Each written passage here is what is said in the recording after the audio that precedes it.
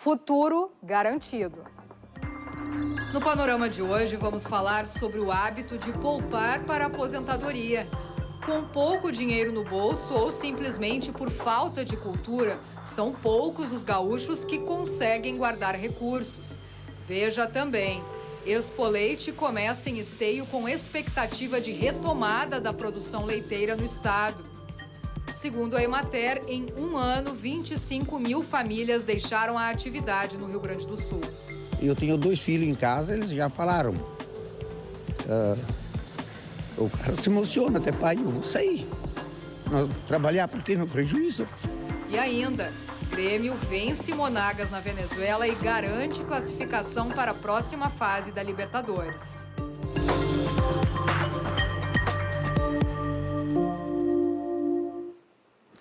A concorrência do Mercosul e a crise que deprimiu a economia do país nos últimos anos tem consequências cruéis na agropecuária do estado. Segundo a Emater, em apenas 12 meses, 25 mil famílias gaúchas abandonaram a produção leiteira por falta de perspectiva. A retomada de crescimento do setor é o que mobiliza os participantes da 41ª edição da Expo Leite, que iniciou hoje no Parque Assis Brasil, em Esteio.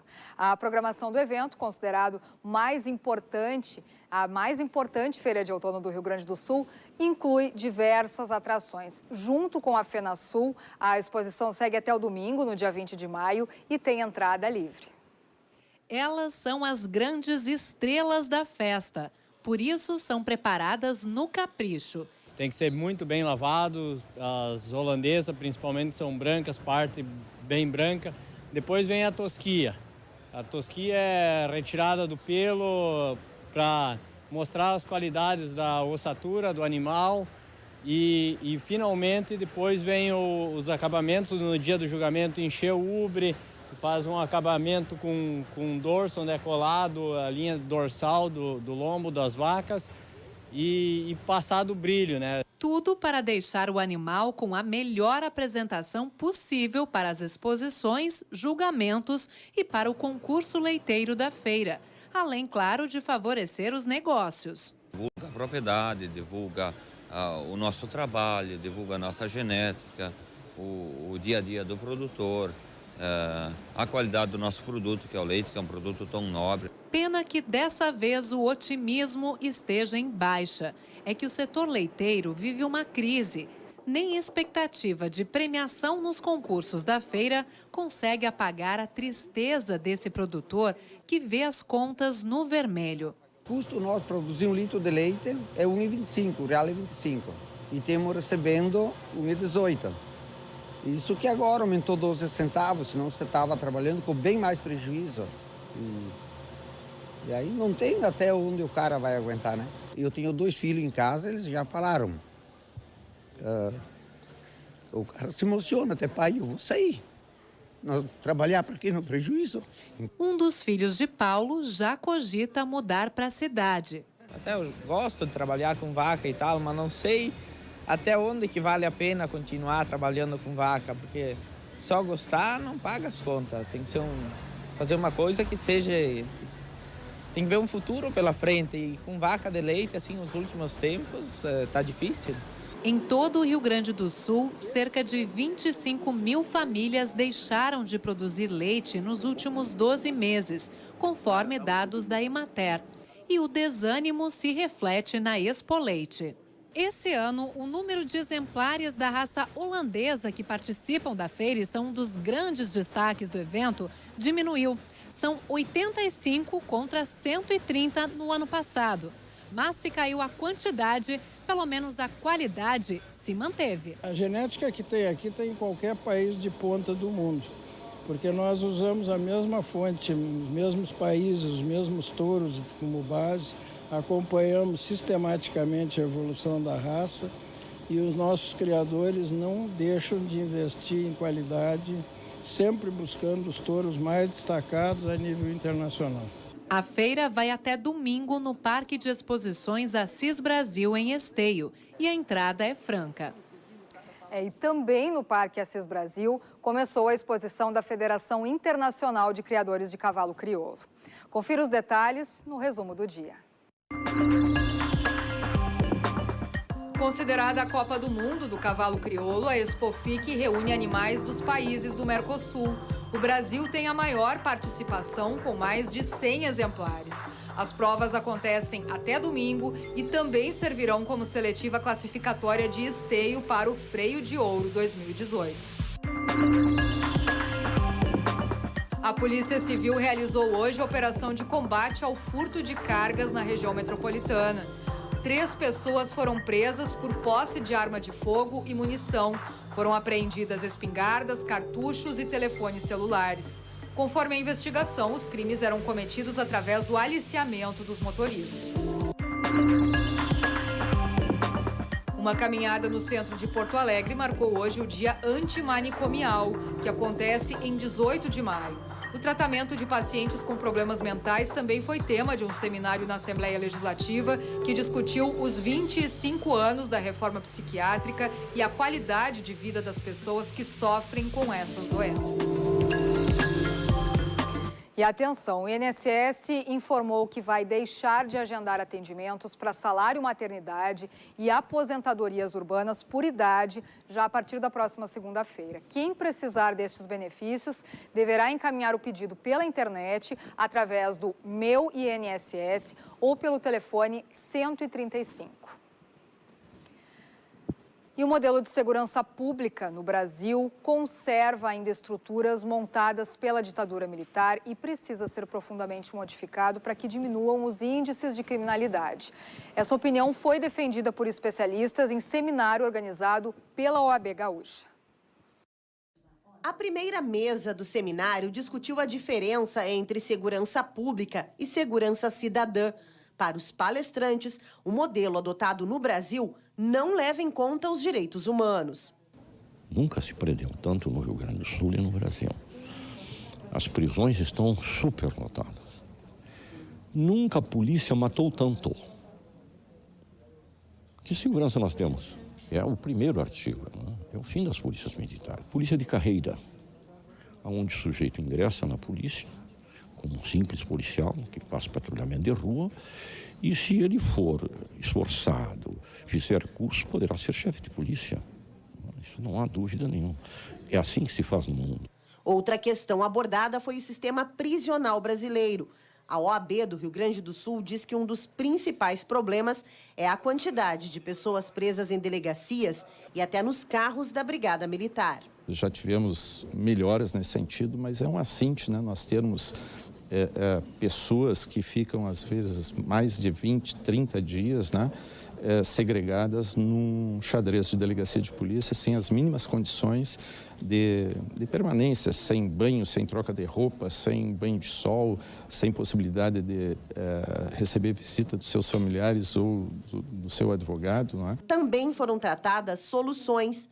Este palestrante diz que países que implantaram a cultura da paz conseguiram reduzir os índices de criminalidade. Existem exemplos clássicos, como por exemplo na Inglaterra, que a polícia mata muito poucas pessoas, mas existem exemplos mais novos, mais recentes e mais próximos de nós, como na Colômbia, onde a taxa de homicídios diminuiu enormemente. Outros temas discutidos no seminário são a criminalização da pobreza e dos movimentos sociais, o direito à terra dos povos quilombolas e indígenas e liberdade religiosa e Estado laico.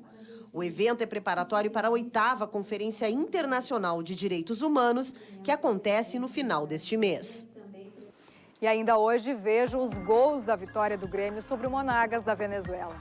E depois do intervalo, a falta de hábito entre os gaúchos de poupar dinheiro para o futuro.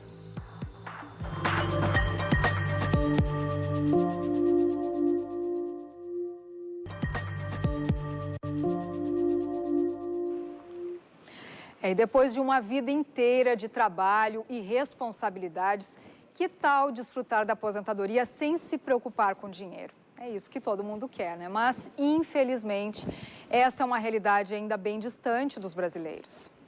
Uma pesquisa revela que apenas 20% da população consegue guardar recursos para ter uma vida tranquila após os 60 anos. A reportagem é da TV Cachoeira. Recente pesquisa do SPC Brasil e Confederação Nacional dos Dirigentes Lojistas aponta que os brasileiros se aposentam com a idade média de 61 anos de idade e que esses passam a depender somente da Previdência Social. O Brasil tem atualmente em torno de 104 milhões e 700 mil adultos acima de 18 anos que estão contando somente com o salário de aposentado no futuro. Eles representam 78% daqueles que não possuem nenhuma reserva financeira. Ou seja, em média, a cada 10 trabalhadores da ativa, apenas 2 guardam algum dinheiro. Os meios mais usados pelos brasileiros como preparação financeira após a aposentadoria é a caderneta de poupança, utilizada por 39% das pessoas, INSS pago pela empresa, 30%, e 23% pagam INSS por conta própria, visando o salário da Previdência Social. Outros 12% aderiram a um plano de previdência privada.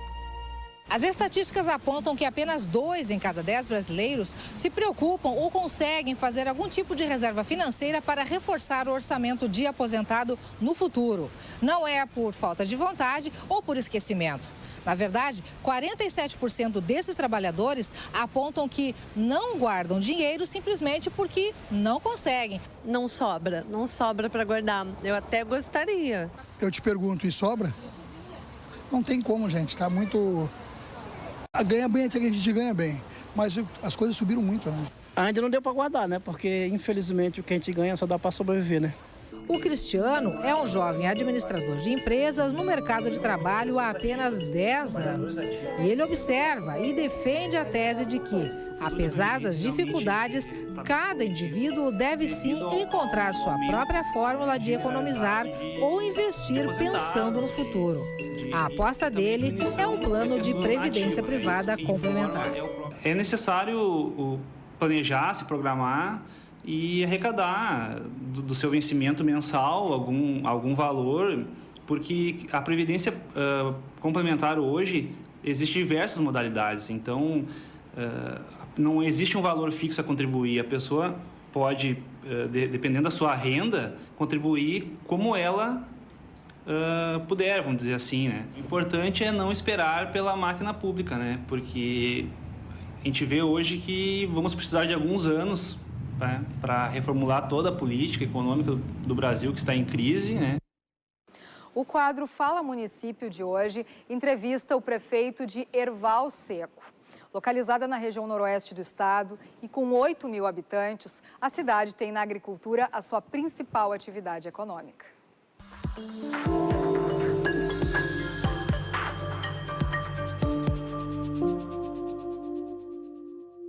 Fala Município, hoje com o prefeito Leonir Koch, de Erval Seco. Fala pra gente dos principais desafios até aqui e que trouxeram mudanças para a sua cidade. Em primeiro lugar, bom dia, é um prazer a gente poder falar com a TVE.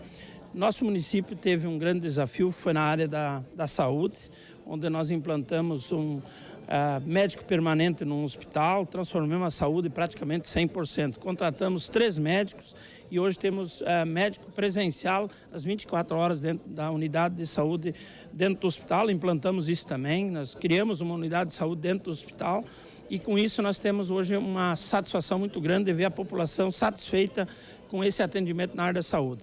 E o município tinha vários desafios. Também tinha um desafio muito grande na questão da Secretaria de Obra, que eu já era vereador e já fui vereador por 3 mandatos e nós sempre tínhamos o desafio de não conseguir manter as obras em dia, as estradas em dia. Nós implantamos um sistema de trabalho em equipe nas comunidades e hoje, por felicidade nossa, nesses 15 meses de governo da minha gestão, nós já temos dominado a questão das estradas no nosso município, que é muito grande em extensão de estradas, e conseguimos com isso a satisfação da população, dizer que é a primeira vez em 54 anos do município de Erval Seco está conseguindo ter estradas de qualidade para todos os nossos munícipes poder ir e vir nas suas comunidades. Fizemos um projeto quando eu ainda era vereador de porteira aberta e fazer todo o trabalho na comunidade inteira, por exemplo, dentro da propriedade rural, fazer o encascalhamento, fazer todo o serviço da Secretaria de Obra, que é a competência da Secretaria. e nós conseguimos implantar isso, está dando certo. Compramos um rolo compactador com recurso próprio, agora estamos comprando mais uma reta escavadeira também de grande porte com recurso próprio, onde estamos ajustando todos os gastos públicos para poder, assim, contemplar a nossa população com serviços de qualidade para que todos merecem. Então, assim, tem vários desafios. A nossa cidade também, a gente está com um projeto de embelezamento, limpeza urbana, tudo isso a gente encampou, priorizou alguns setores dentro da nossa administração e que estão dando certo. Como é que gerencia a questão dos recursos que sempre são limitados com as necessidades da comunidade e projeta os próximos 2 anos? Primeiro é fazendo um ajuste total. Tudo aquilo que era supérfluo foi cortado, comprando e fazendo um trabalho sério em cima das licitações, principalmente licitando material de qualidade, achando mecanismos de fazer com que os produtos que a prefeitura compra, pneus, óleo diesel, óleo lubrificante principalmente, e peças sejam exigidos de qualidade. Nós não temos condições de botar marca, mas nós temos condições de disciplinar ou fazer com que o que vende o produto para a prefeitura venda uma qualidade de boa excelência. E isso a gente conseguiu fazer. Só para dar um exemplo para a senhora, que nós tínhamos pneus novos que não duravam mais que 90 dias e hoje nós temos pneus de qualidade em cima de um ajuste que a gente fez. Fui para o Tribunal de Contas, pedi essa informação, me deram os caminhos, porque a prefeitura pode comprar o que quer, ela só não pode dizer a marca que quer. E a gente conseguiu os mecanismos onde não tem propina, onde tem um trabalho sério, uma equipe competente, que isso é fundamental, porque não é só o prefeito que faz gestão, é a equipe que faz a gestão, e nós conseguimos fazer isso. E tanto é que até agora, até o presente momento, sei de crises de várias prefeituras e nós ainda estamos com as contas em dia, com tudo suprindo e ainda tem algum recurso a gastar a mais por falta, assim, por ajustar as contas, principalmente isso. Prefeito, muito obrigada pela sua participação aqui no Fala Município. Simone Feltes para o Panorama. E depois do intervalo, veja a previsão do tempo para amanhã no estado. E ainda os gols do Grêmio pela Libertadores, no jogo do Grêmio para a próxima fase.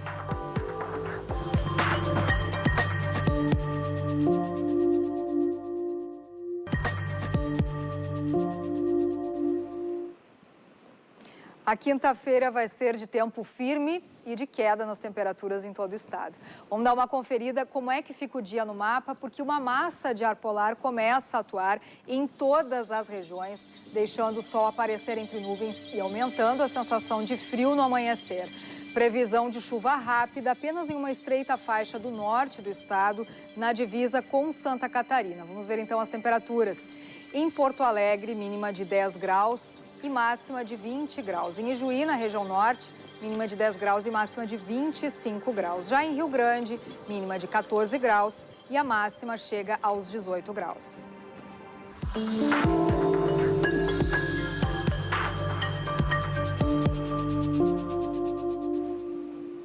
Vamos falar de esporte agora no Panorama. Já está aqui conosco a Cristiane Matos. O Grêmio teve dificuldades na Venezuela, principalmente por causa do gramado do estádio do Monagas, mas no fim venceu e se classificou para a próxima fase. Como é que foi, Cris? Boa noite. Boa noite, Lilian. Boa noite aos nossos telespectadores. Foi uma partida bem atípica do que estamos acostumados a ver do Grêmio. Porque além de jogar com o time misto, o tricolor ainda sentiu bastante o gramado irregular do Monumental de Maturim, que não permitiu o melhor toque de bola. Para piorar, Renato ainda perdeu Alisson bem no início do jogo por lesão muscular. Mesmo assim, o time achou um gol na metade do segundo tempo, sofreu um empate nos acréscimos e quando parecia que a liderança seria perdida, no último lance, Cícero sofreu pênalti e Jailson converteu, garantindo a vitória. Vamos então ver os gols? Dá uma olhada aí. Aos 24 minutos do segundo tempo, Ramiro recebe de Tony Anderson pela direita. O volante chuta cruzado na entrada da área, a bola passa por todo mundo e engana o goleiro Baroja. 1-0 Grêmio. Nos acréscimos, Luiz Gonzalez faz jogada pela esquerda, vence Ramiro na corrida e chuta cruzado. Kahneman tenta cortar, mas joga para o próprio Patrimônio e marca contra. 1-1. Quando tudo se encaminhava para o empate, no último lance do jogo, Bruno Cortez cruzou para a área. Cícero iria dominar, mas sofreu carga do zagueiro Trejo. O árbitro, Fernando Rapalini, marcou pênalti. Na cobrança, Jailson chutou rasteiro no canto direito do goleiro Baroja e converteu. Final de jogo, Grêmio 2, Monagas 1. Com o resultado, o tricolor se classificou para as oitavas de final da Libertadores e segue líder do Grupo 1 com 11 pontos, um a mais que o Cerro Porteño, vice-líder. Pois é, Lilian, mas sabe que tão importante quanto essa classificação do Grêmio e a vitória foram algumas atitudes que o Grêmio teve lá na Venezuela. Porque a gente sabe que a Venezuela vive uma situação muito difícil de crise política, econômica, financeira. Não tem alimentos, né, para vender nos supermercados, remédios. A gente em Roraima aqui, Exato. Inclusive casais separados, não estão conseguindo ficar juntas as famílias. Né? Exatamente. E aí o que o Grêmio fez? O Grêmio pegou e doou todos os alimentos, porque o Grêmio levou alimentos daqui para lá, como arroz, feijão, farinha. E tudo que sobrou, o Grêmio deixou lá, doou para o pessoal ali do hotel. Os jogadores também fizeram uma vaquinha e recolheram algum dinheiro também para ajudar as pessoas que estiveram com o Grêmio lá nesse período.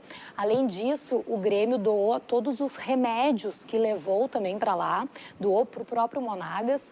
E também ofereceu algumas outras coisas, principalmente para o pessoal que estava trabalhando ali em torno do Grêmio, tanto o motorista do ônibus quanto o pessoal do hotel, porque viu que realmente é uma situação muito complicada. O próprio técnico Renato Portaluppi e também o Cícero, eles deram entrevista coletiva após o jogo e falaram sobre essa situação bem delicada que vive o país, inclusive se emocionaram porque viram de perto, então, uma situação realmente muito difícil que vive os venezuelanos. Bonito, né? É muito bonito. Bom, mas depois da rodada de ontem, o grupo do Grêmio já tem definido seus classificados, mas as posições ainda não.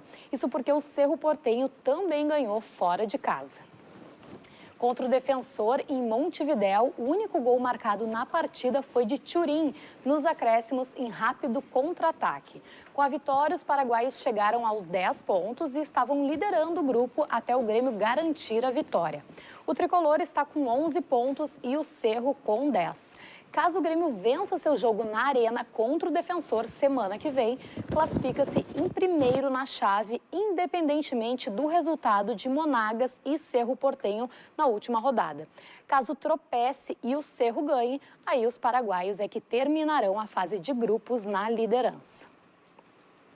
Saindo agora um pouquinho do futebol, na semana que vem começa o Erechim Rally Brasil, a tradicional competição que vai reunir pilotos do Brasil e da América do Sul. Mas enquanto os pneus não rodam nas estradas de terra, os carros são apresentados nas escolas da região, num projeto que busca conquistar a garotada. Confere aí na reportagem da TV Bom Dia de Erechim. Há 2 décadas, Erechim respira o Rally Velocidade no mês de maio. E há 16 anos, um projeto da competição saiu das pistas e foi para a escola. É o Rally na Escola, que muda o cenário das instituições públicas e privadas de ensino da cidade na semana que antecede o Rally. A ação tem por objetivo divulgar o evento e também ampliar o conhecimento de questões de segurança durante as provas. Mas o que atrai mesmo os olhos dos pequenos durante esta visita são os carros, que fazem o maior sucesso. Eu achei muito legal, né? Tipo assim, ficou bem legal a hora que eles entraram, tudo. Legal. Adorei, gostei, ficou muito legal toda a participação de vocês aqui. Um momento inesquecível para este piloto e navegador erechinense que fazem sua estreia neste Erechim Rally Brasil 2018. Cara, pra gente é muito gratificante ver essa criançada gostando do nosso esporte, que a gente tanto ama e luta para que ele aconteça. Então é muito bom passar para as crianças isso, passar o nosso espírito de rally para eles é sensacional. É gratificante ver a gurizadinha assim, gostar de rally. Nós também, quando era pequeno também, gostava no barranco, ali agora competindo, é gratificante. Essa professora, que já foi navegadora do Rally de Erechim, sabe bem a emoção das crianças ao receberem a visita de uma equipe de rally na escola. Acho que os alunos eles ficam muito faceiros, né? Até porque a gente trabalhou nesse ano com o concurso de redação das escolas, com o concurso de desenho e o ápice de tudo é a visita dos pilotos e carros nas escolas municipais. Foram essas as informações do esporte de hoje, Lilian. Uma boa noite a você. Uma boa noite, muito obrigada.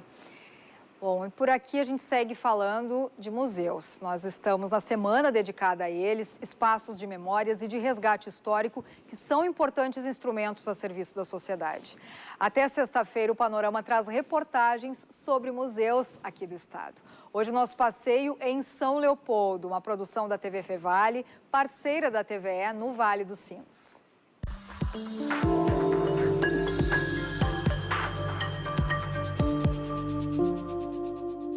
O museu é um espaço fascinante onde se descobre e se aprende, se amplia conhecimento e se aprofunda a consciência da identidade.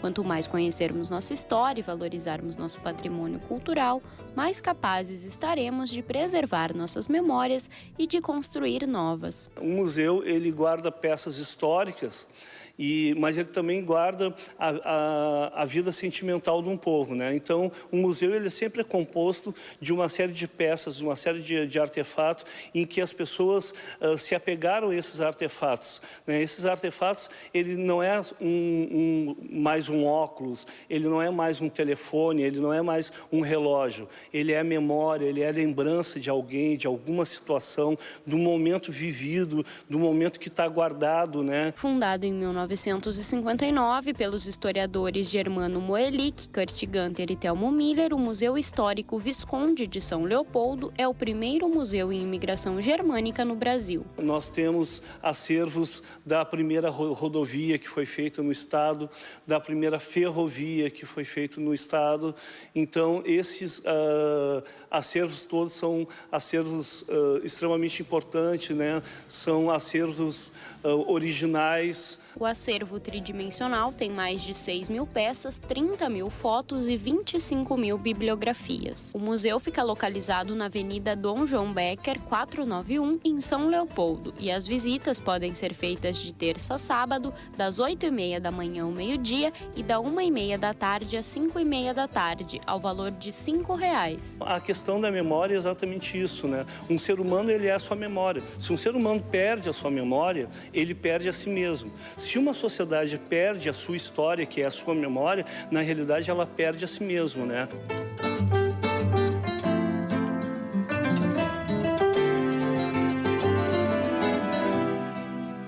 E o Panorama volta amanhã às 7 da noite. Na sequência, Debate TVE, que hoje trata das mudanças do IPTU na zona rural de Porto Alegre.